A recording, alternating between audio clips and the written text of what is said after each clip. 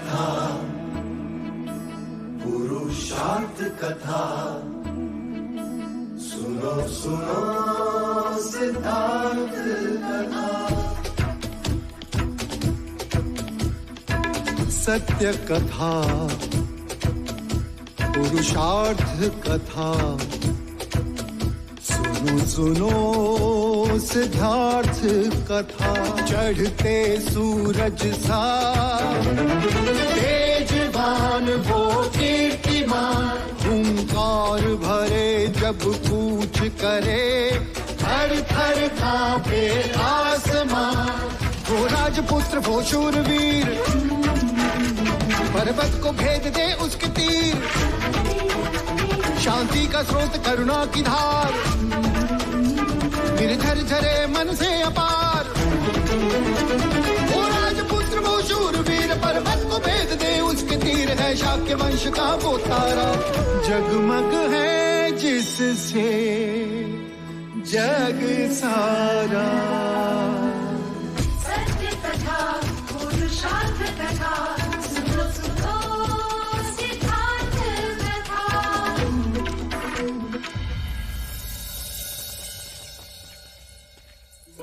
युवराज सिद्धार्थ, यशोधरा, इसे स्पर्श करो ताकि ये धान और ये धन ब्राह्मणों में बांट दिया जाए।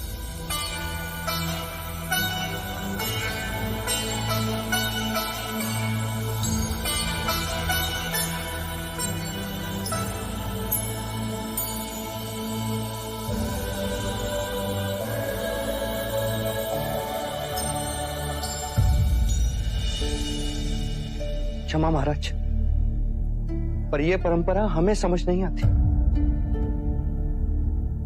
कैसी परंपरा पुत्र?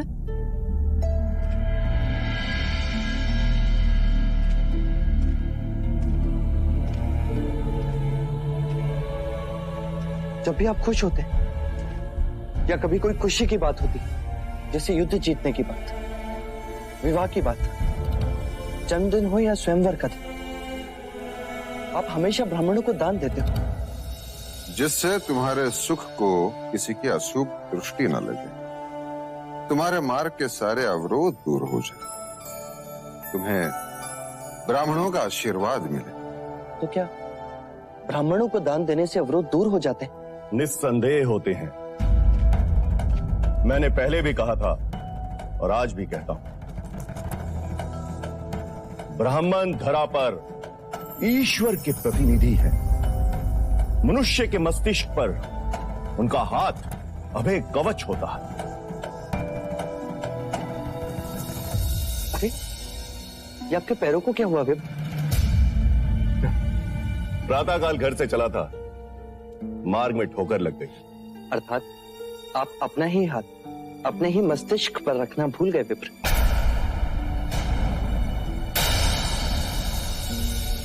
अब कहना क्या चाहते हैं युवराज? वही महाराज कि जो ब्राह्मण केवल मनुष्य के सर पर हाथ रखने से उसके मार्ग के अवरोधों को दूर कर सकता हो, उसे स्वयं ठोकर क्यों लगी? ये हमारा अपमान है महाराज। मेरा उद्देश्य आपको अपमानित करना नहीं, पर इस प्रश्न का उत्तर तो आपके पास भी नहीं। प्रत्येक मनुष्य को अपने कर्मों के अनुसार फल भुगतना पड़ता है। अर्थात कर्म ही अंतिम है। आपके दृष्टिकोण से कर्म ही निर्णायक है। मनुष्य को अपने कर्मों से कोई नहीं बचा सकता। सत्य है। अर्थात आपके आशीर्वाद मिथ्या है विप्र। युवराज! क्षमा विप्र, आप गुरु हैं, ज्ञानी, मुझे उद्दंड ना समझे। पर जब कर्म ही सब कुछ है, तो वर्णों को इतना महत्व क्यों कि ब्राह्मण मस्तिष्क पर हाथ रखे तो आशीर्वाद और शूद्र छू भी ले तो अपराध?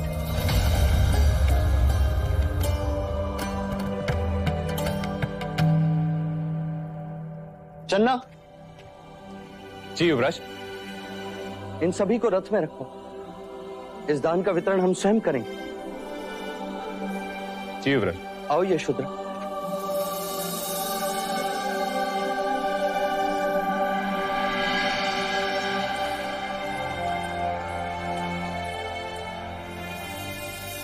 क्षमा आचार्य। युवराज सिद्धार्थ की जय, युवराज सिद्धार्थ की जय, युवराज सिद्धार्थ की जय, युवराज सिद्धार्थ की जय, युवराज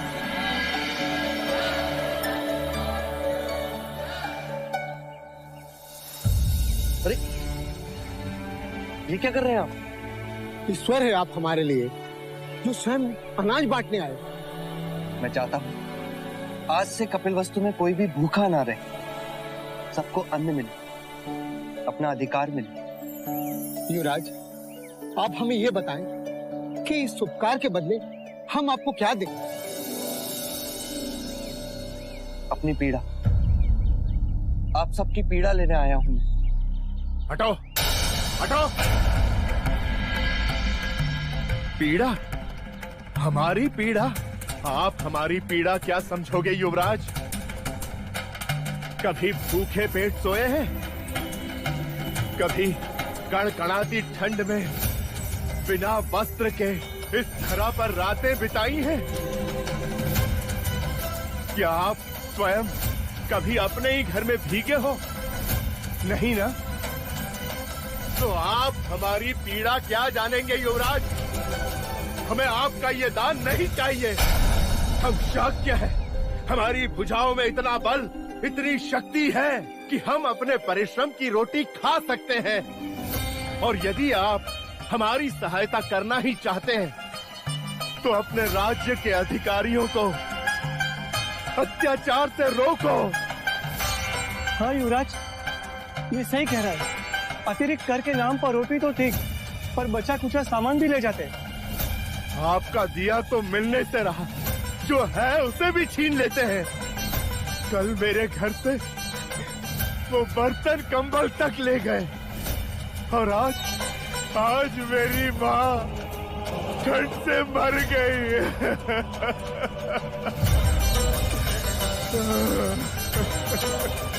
इतनी क्रूरता! कौन है अधिकारी?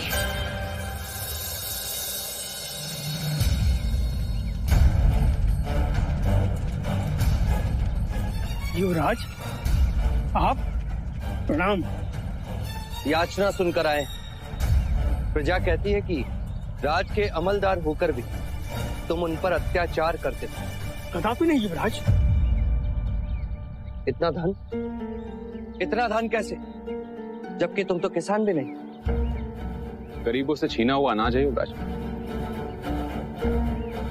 इतना लोग? आधा धन राजकोष में जाता है युवराज। किसके राजकोष में? राजा वीर बाहु, उनका आदेश। मैं तो बस पालन करता हूँ। वीर बाहु का आदेश सुनते हो और इन गरीबों की आवाज सुनाई नहीं देती तुम्हें? इसका दंड तुम्हें मिलना ही चाहिए। क्षमा करें युवराज, क्षमा करें। आगे से ऐसा अपराध कभी नहीं होगा। क्षमा करें युवराज। युवराज, इनके पापों का दंड तो ईश्वर ने हमें पहले ही दे दिया है, हमारी पुत्री को विकलांग बना के।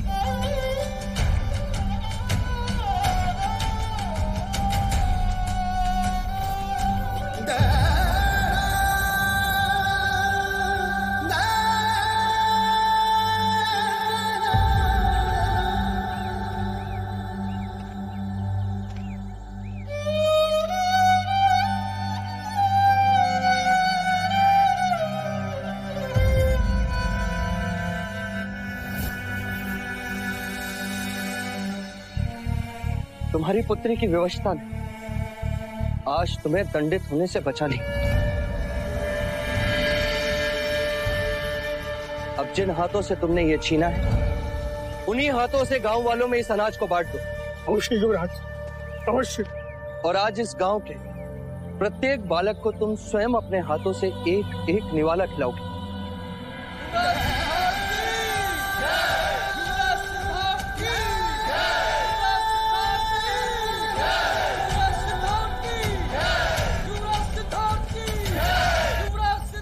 दुख का साम्राज्य देखा था। आज तक मैं सोचता था कि धन सुख देता है, दुख को दूर करता है, पर ये गरीब जिनके पास ना धन है ना धान, वो भी दुखी। और ये अधिकारी जिसके पास धन भी है और धान भी, ये भी दुखी। अर्थात धन भी दुख को दूर नहीं करता। हाँ, कभी कभी बढ़ाता अवश्य है।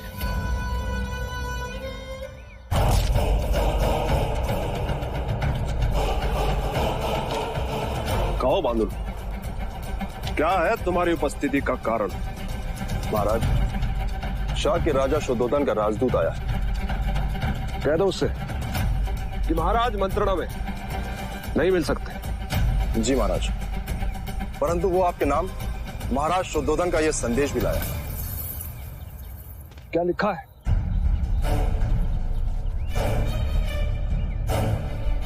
कौशल नरेश महाराज प्रसन्नजीत, युद्ध में आपकी पराजय के बाद हमारे और आपके बीच जो संधि हुई थी, उसके परिणाम स्वरूप आपने समग्र युद्ध खर्च देने का उत्तरदायित्व स्वीकार किया था।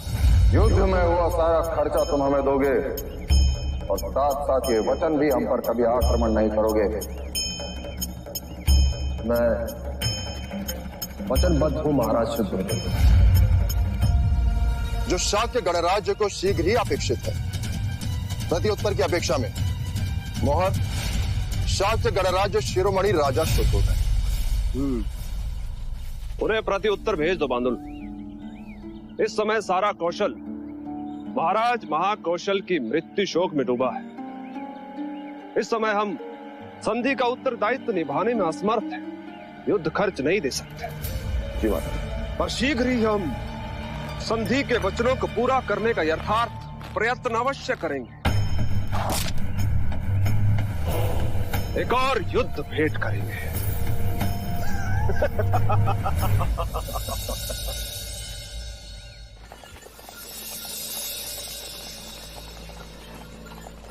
रथ रोको चलना। वो वहां कौन है?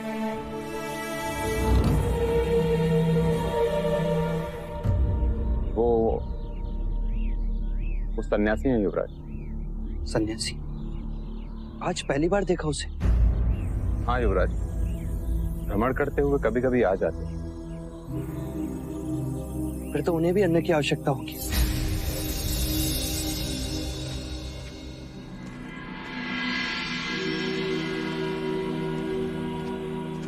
प्रणाम। मैं शाक्य युवराज सिद्धार्थ हूं, आपको अन्न देने आया हूं। क्या कहकर पुकारूं आपको? कुछ भी कह ले। साधु, संत, योगी, तपस्वी, कुछ भी कह के पुकार सकता है। क्या मैं आपसे ये पूछने की दुष्टता कर सकता हूं कि आप रहते कहां हैं? ये सारा संसार ही है घर मेरा। और काम? काम तो संसारी करते हैं, सन्यासी नहीं।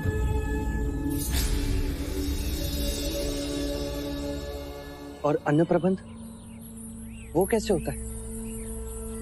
भूख जितनी भिक्षा मिल ही जाती है। भिक्षा मांगने में लज्जा नहीं आती? अहम लज्जा को कुचल करके ही मनुष्य सन्यासी बनता है। और यदि किसी दिन कोई भिक्षा ना दे तो कोई शोक नहीं। ये प्रकृति इनकार नहीं करती। हवा कभी नहीं रुकती, जल तो मिल ही जाता है। वृक्ष फल देने से कभी भी मना नहीं करते। आप अपना समय कैसे व्यतीत करते हैं? मन को जीतने का श्रम करता हूं। ये कैसा कार्य है? ये मन ही तो है जो वासना मोह क्रोध में फंस जाता है।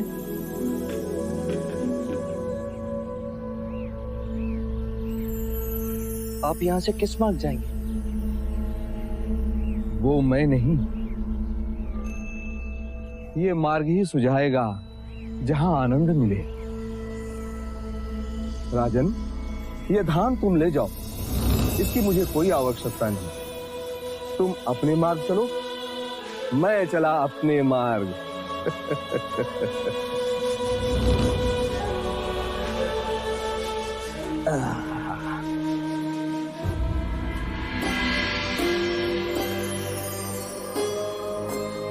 मैंने धनी देखे, दरिद्र देखे, सत्ता में अंध क्षत्रिय देखे,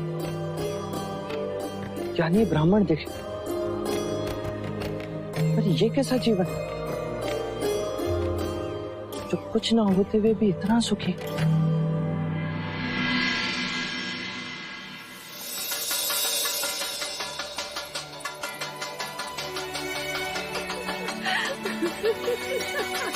क्या हुआ मंगला दीदी?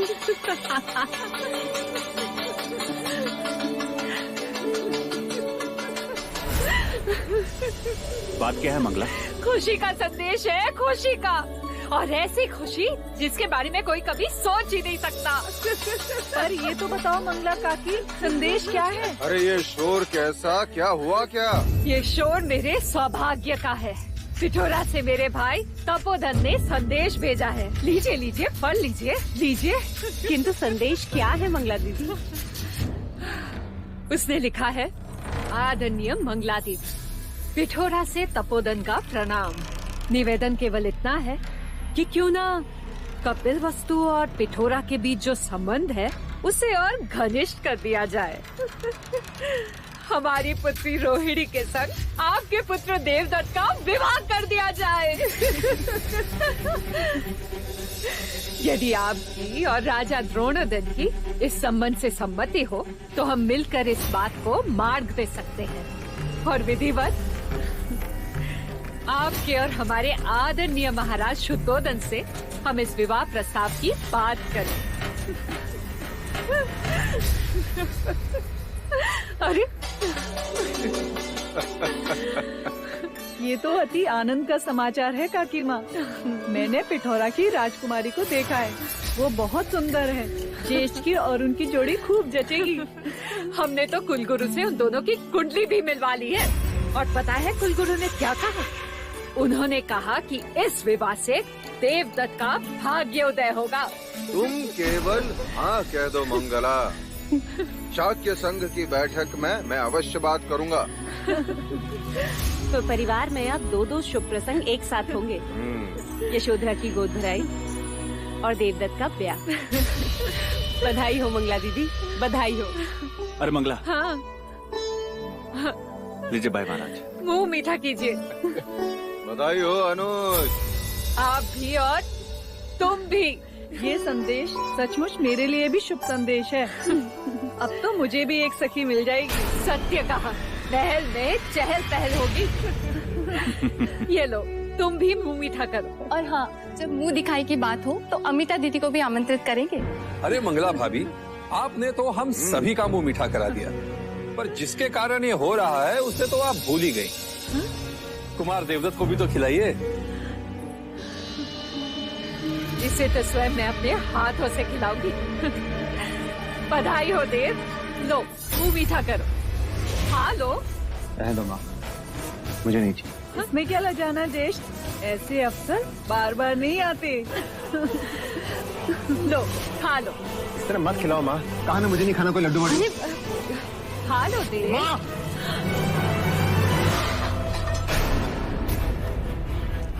देवदत्त। कुमार, ये क्या किया? देव, देव।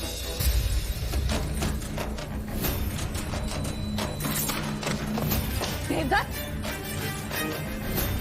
समझते क्या हो तुम स्वयं को? इस तरह सबके सामने मेरा हाथ छटक कर चले आए। आज तक मेरे साथ ऐसा बर्ताव किसी ने भी नहीं किया, और तुम मेरे ही पुत्र होकर मैं ये विवाह नहीं करना चाहता माँ। क्यों नहीं करना चाहते? क्यों नहीं करना चाहते बताओ मुझे। पिठोरा का राज बड़ा है, शाक्यों में उनका मान है, और फिर राजकुमारी रोहिणी इकलौती भी है और सुंदर भी। फिर ये विरोध क्यों? देव, बात क्या है? क्या तुम्हें कोई और कन्या पसंद है? आप समझती क्यों नहीं है माँ? क्या नहीं समझती पुत्र? ये कि मैं ये विवाह नहीं करना चाहता। क्यों नहीं करना चाहते? हाँ? इतना अच्छा संबंध है तो मना क्यों कर रहे हो? मैं पूछता हूँ, विरोध का कोई तो कारण होगा।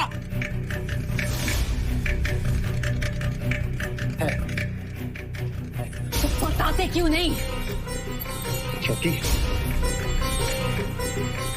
क्योंकि मैं आज भी यशोधरा से प्रेम करता हूं।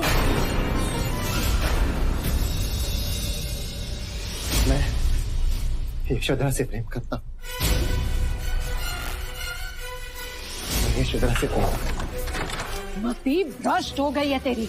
तू जानता भी है तू क्या रहा है? वो तेरे अनुज सिद्धार्थ की अर्धांगिनी है, माँ बनने वाली है वो। तो क्या मामा, मैं उसे चाहता हूं। और तू देखना माँ, एक न एक दिन मैं उसे पाकर ही रहूंगा माँ।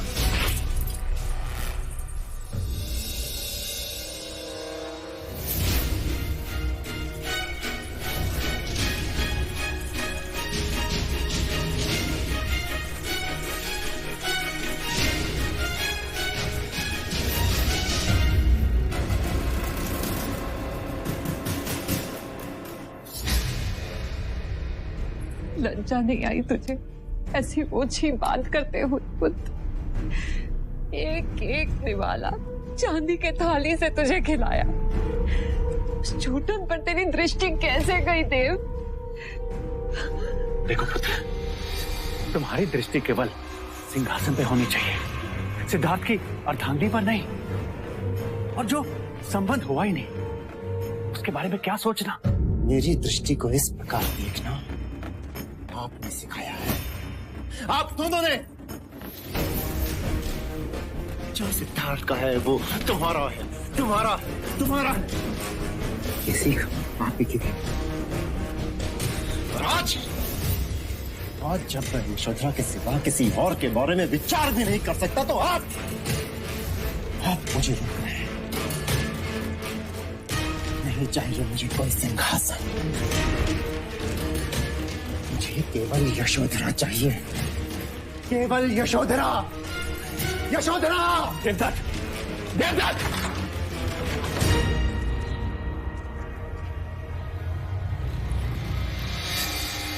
इसका विवाह शीघ्र करवाना होगा मंगला, अन्यथा किसी दिन इस महल में अनर्थ हो जाएगा।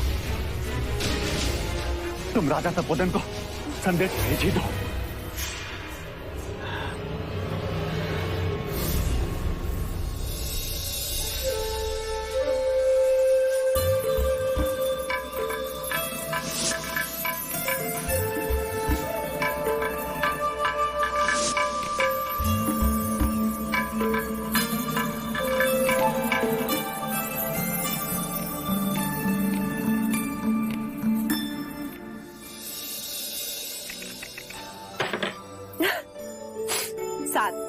मैं जीत गई। यशो, यशो क्या हुआ? यशो,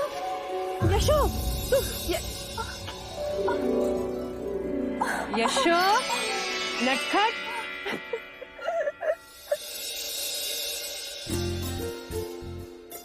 तो आ रही, हमारी संतान कैसी होगी? कैसी होगी अर्थात? देव या देवी? मैं चाहता हूँ गुफा, मैं मनुष्य ही हूँ।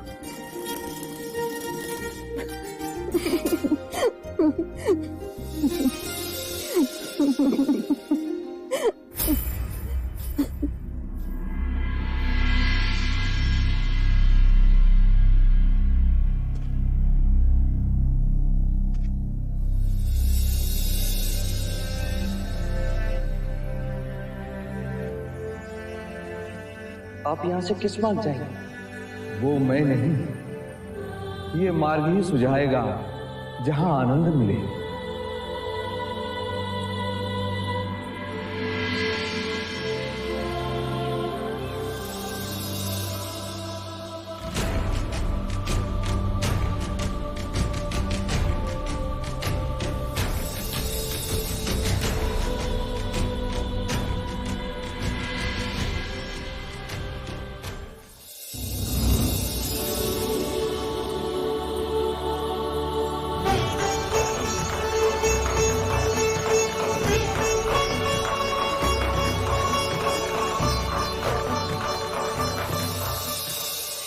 आओ मित्र दीदी, मार्ग में कोई कठिनाई तो नहीं है? खुशी के मार्ग में कठिनाई कैसी? आने वाले बच्चे की कल्पना करते करते मार्ग कब कट गया पता ही नहीं चला। सच, अब कुछ दिनों में ही मुझे रानी दादी और आपको रानी नानी कहने वाला आने वाला है। देखो तो, पहले विवाह की बात सुनकर कितना लज्जाती थी, और अब विवाह हुआ नहीं कि सृजन सृष्टि का कार्य प्रारंभ। चुप कर रेनू, नहीं तो अभी यही डांट दूंगी। आइए। अरे मंगला, चलो ना, यहीं खड़े रहकर द्रोणोदन भैया की प्रतीक्षा करनी है। नहीं, आपके भैया की नहीं, अपने भैया की प्रतीक्षा कर रही हूँ। वो आ रहे हैं ना देवदत्त के विवाह की बात करने। देवदत्त का विवाह? हाँ मिता दीदी, तुम्हें इतना शीघ्र बुलाने का कारण केवल यशोधरा की गोद भराई ही नहीं, बल्कि देवदत्त के विवाह की बात भी है।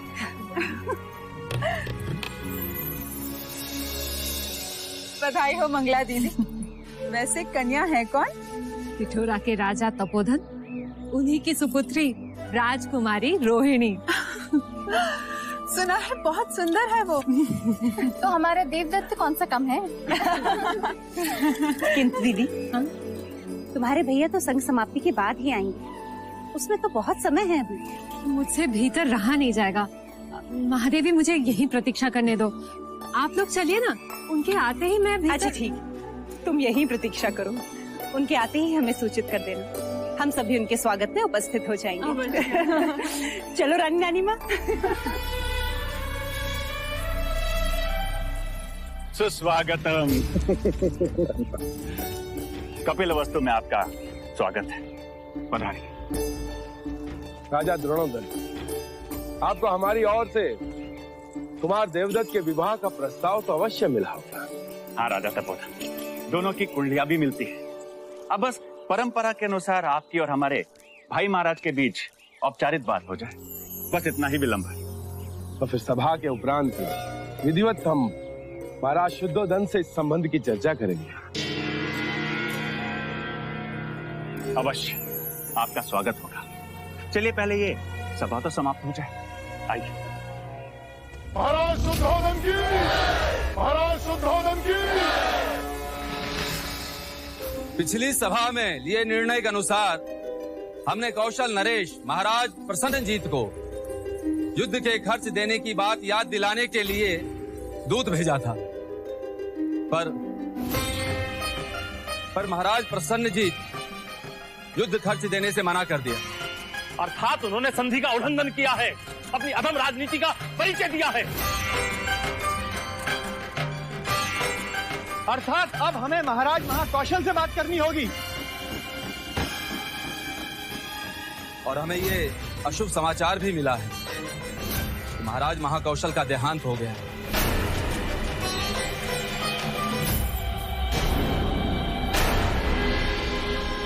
अर्थात प्रसन्नजीत को रोकने वाला अब कोई नहीं रहा। अब हम प्रसन्नजीत की मित्रता पर विश्वास नहीं कर सकते महाराज। हमने तो आपको युद्ध भूमि में ही कहा था महाराज कि युद्ध खर्च ले लो या उसे बंदी बना लो। आप नहीं माने। आप पर विश्वास करके हमने आपके पक्ष में युद्ध किया, मतदान भी किया, किंतु आपकी मनमानी के कारण आज सभी शाह के राजाओं के राजकोष समाप्त हो चुके हैं। अब आप ही बताइए महाराज, हम क्या करें? इतना ही नहीं, आपके युवराज सिद्धार्थ हमारे राज्य में आकर हमें अपनी ही प्रजा से कर लेने से रोक रहे हैं। क्यों ना रोको? आप राजा हैं और अपनी ही प्रजा पर अत्याचार कर रहे हैं। प्रजा से कर लेना राजा का अधिकार होता है, अत्याचार नहीं। और युद्ध के बाद अतिरिक्त कर लेना अधिकार नहीं, दुराचार है। चलिए मान लेते हैं कि हम प्रजा के साथ दुराचार कर रहे हैं, लेकिन इस दुराचार का कारण कौन? इसका कारण आप हैं युवराज, आप। राजा तपोधन, क्षमा कीजिए महाराज, लेकिन राजा दंडपानी ने पहले ही कहा कि हमें कौशल का आधिपत्य स्वीकार कर लेना चाहिए, तो आप उससे सहमत नहीं थे। आपकी गलत राजनीति का बोझ आज पूरे शाक्य गणराज पर भारी पड़ रहा है महाराज। कल यदि प्रसन्नजीत पुनः आक्रमण करेगा तो अनाज कहां से लाएंगे? बिना धन के धातु कहां से खरीदेंगे? और शस्त्र कैसे बनाएंगे? बताइए कैसे बनाएंगे हम? तो इसका अर्थ ये तो नहीं कि आप अपनी ही प्रजा पर कोड़े बरसाएंगे, उन्हीं का घर लूटेंगे? क्या सत्य है? मैंने स्वयं देखा है कि किस तरह आपके सैनिक एक वैश्य व्यापारी पर बीच चौराहे कोड़े बरसा रहे थे। और आपके अधिकारी? यह आपत्ति काल है युवराज। यदि हमने इस समय दूसरे युद्ध की तैयारी नहीं की तो हम सभी दास बन जाएंगे। और दासत्व का अनुभव तो आपके राज्य में आपकी प्रजा कर ही रही है। मर्यादा में रहिए युवराज।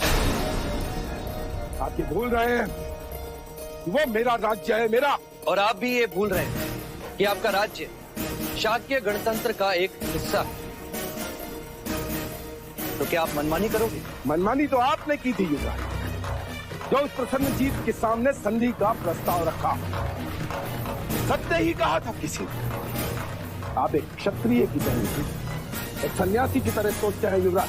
राजा तपोधन, ये ना भूले कि आप भावी शाक्य सम्राट से बात कर रहे हैं। आपके हम पर थोपे हुए इसी सम्राट की शांति वार्ता के कारण हम जीता हुआ युद्ध हार गए महाराज।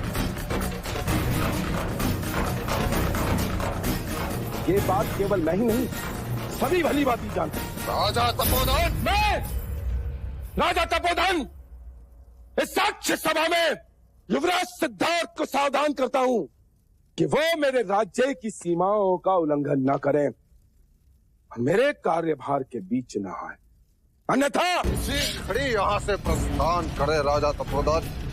यदि एक पल भी यहाँ रुके तो मैं भूल जाऊंगा कि ये संघ सभा है।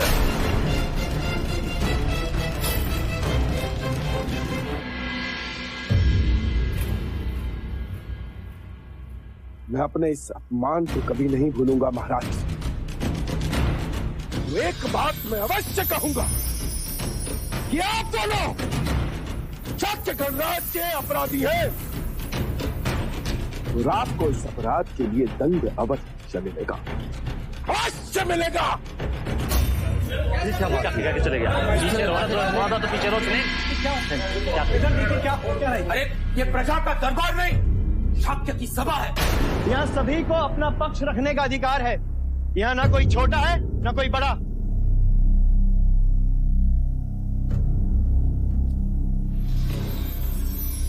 महाराज, राजा तपोधन के विवाद के शब्द अनुचित थे पर अर्थ उचित था। अब आप ही को कोई न कोई उपाय सुझाना होगा महाराज, अन्यथा संघ राज के नियमानुसार आपकी जगह उसे लेनी होगी। तो इस आपातकाल से मार्ग निकाले।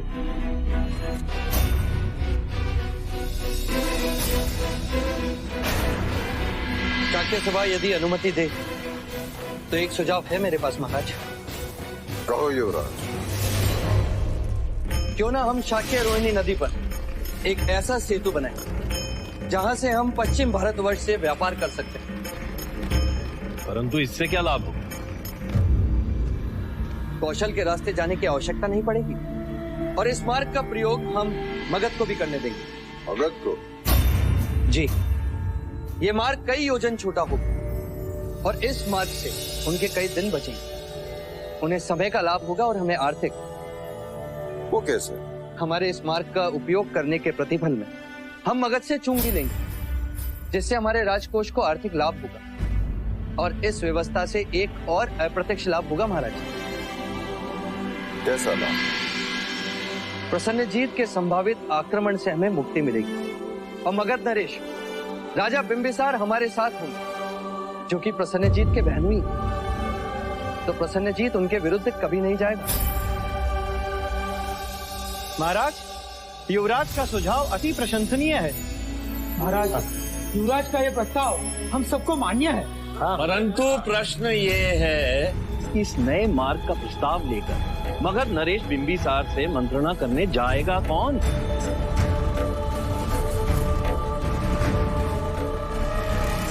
क्योंकि जो भी जाएगा प्रसन्नजीत उसे रोकने का प्रयत्न अवश्य करेगा। पर प्रसन्नजीत को कैसे पता चलेगा कि हमारी मंत्रणा का उद्देश्य क्या है? क्योंकि सुना है कि प्रसन्नजीत के गुप्तचर हमारे राज्य में है। तो फिर मगध नरेश महाराज बिंबिसार से मिलने कौन जाएगा? मैं जाऊंगा।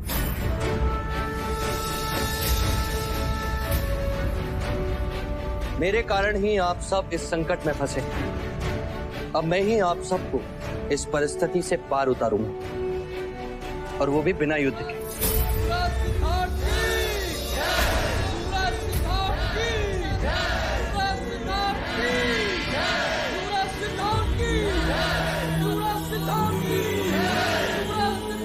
ये हमारी अति प्रिय अंगूठी है, इसे आप अपने पास रखिए, हमारी मित्रता का चिन्ह।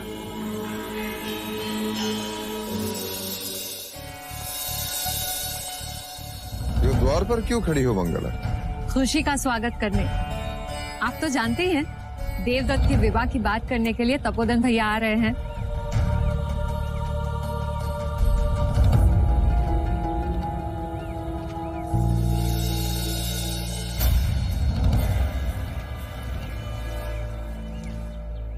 भीतर चलो मंगला। हाँ हाँ, आप चलिए, मैं तपोधन भैया के आते ही कोई नहीं आएगा। क्यों नहीं आएंगे? क्या बात है आर्य? बताइए ना। उन्होंने संदेश भेजा तुम्हारे लिए।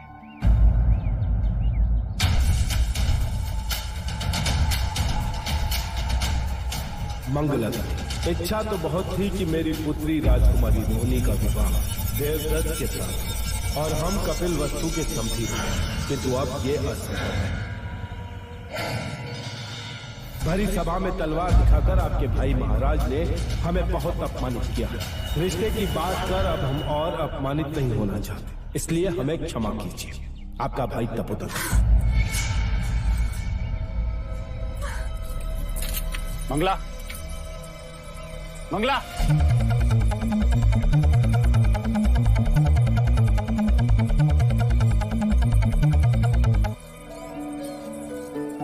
बहुत सुंदर है ना? तो देखो, मंगला दीदी भी आ गई। देखो मंगला दीदी, अमिता दीदी तुम्हारे लिए हीरो का हार लाई है। क्या हुआ मंगला दीदी, तुम्हारे भैया आ गए? नहीं आए। क्यों? ये प्रश्न आप मुझसे नहीं, स्वयं अपने भाई से पूछिए। क्या हुआ देव? देव, संघ सभा में क्या हुआ? जो कुछ भी हुआ वो अनुज के सामने हुआ और वो भली बात ही जानता है। किंतु ऐसा हुआ क्या? ये हुआ महादेवी, ये हुआ। असम सभा में सिद्धार्थ ने सबके सामने मेरे भाई तपोधन से अभद्र व्यवहार किया और महाराज ने तलवार की नोक पे मेरे भाई तपोधन को संघ सभा से निकल जाने का आदेश दिया। और फिर मेरे भाई ने रोहिणी का संबंध देवदत्त के संग करने से इनकार कर दिया। मंगला, वो राजनैतिक विवाद था। खूब जान गई हूँ मैं आपकी नीति को, खूब जान गई हूँ। मंगला दीदी, हम देवदत्त के लिए रोहिणी से भी अच्छी कन्या ढूंढेंगे। रहने दीजिए महादेवी, जो थी उसे तो छीन लिया और जो आना चाहती थी उसे रोक दिया। उन्होंने बात ही ऐसी की, मतभेद को मनभेद में बदल दिया। अरे मन तो आपने बदला महाराज, आपने। भेद तो आपने किया है देवदत्त और सिद्धार्थ में। अपने आवेश को रोको मंगला। विवाह के समय आपने वचन दिया था कि सिद्धार्थ के राज्य अभिषेक के समय देवदत्त को भी राज्य का हिस्सा मिलेगा, पर अब मुझे आप पर संदेह हो रहा है महाराज। वैसे इसमें आपका कोई दोष नहीं है, क्योंकि मैं तो पहले से ही जानती हूँ कि शाक्यों का तो राज चिन्ह ही रावत है, जिसके दिखाने के दांत अलग होते हैं और खाने के अलग। शांत हो जाओ मंगला। चिल्लाने की कोई आवश्यकता नहीं है महाराज। जब चिल्लाने की आवश्यकता थी तब तो आपने कुछ भी नहीं कहा। सबके सामने दिखावा क्यों?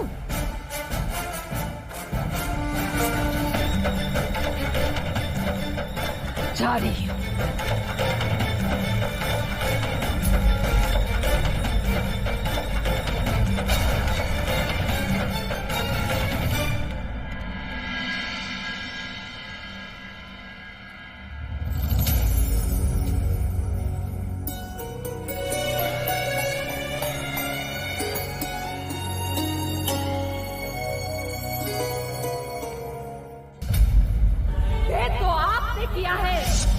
सिद्धार्थ और सिद्धार्थ ने। युवराज सिद्धार्थ को सावधान करता हूं कि वो मेरे राज्य की सीमाओं का उल्लंघन न करें, मेरे कार्यभार के बीच न आए।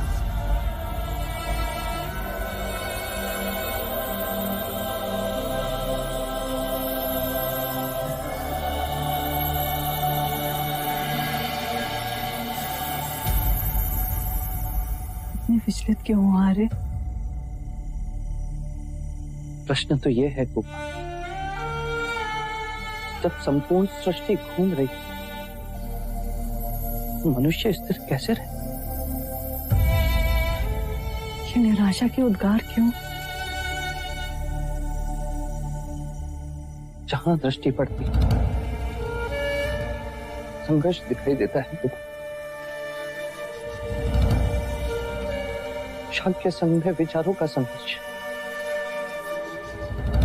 महल में अपनों से संघर्ष। मंगला काकी भी अप्रसन्न है, वो भी यही समझती है कि मैंने विचार पूर्वक राजा तपोधन का मान भंग किया, जिससे ज्येष्ठ का विवाह न और स्वयं मन से संघर्ष। मंगला काकी ने, उनका क्रोध तो बुलबुला है, यूं आया और यूं गया। हाँ गोपा, परंतु मैं अपनों में मनभेद नहीं चाहता। नहीं होगा, मैं वचन देती हूँ, मंगला काकी को मैं मना लूंगी। अब हंसो, ऐसे नहीं, जोर से।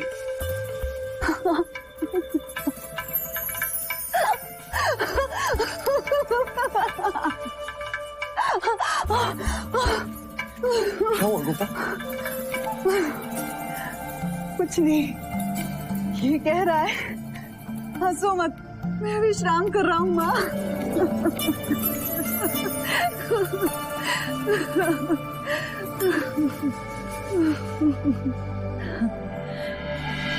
बस इसी तरह हंसते रहो सिद्धार्थ, जिससे तुम्हारी हंसी सारे संसार में इतनी गूंजे कि दूर दूर तक दुख की आवाज सुनाई न दे।